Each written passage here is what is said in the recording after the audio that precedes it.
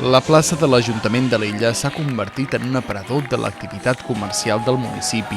El consistori ha organitzat aquest diumenge per tercera vegada la passarel·la de moda per a promocionar el comerç de l'illa.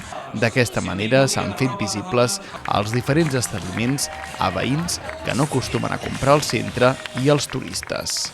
Gent que no viu al centre del poble i que baixa els diumenges aquí a fer el vermut, a fer un aperitiu, doncs avui, com un dia com avui, amb sol, que veuen que hi ha activitat en el poble, que els comerços es posen al carrer i que ensenyen les seves millors gales, doncs això fa que també és una manera de donar a conèixer el que tenim al poble, l'oferta que tenim al poble.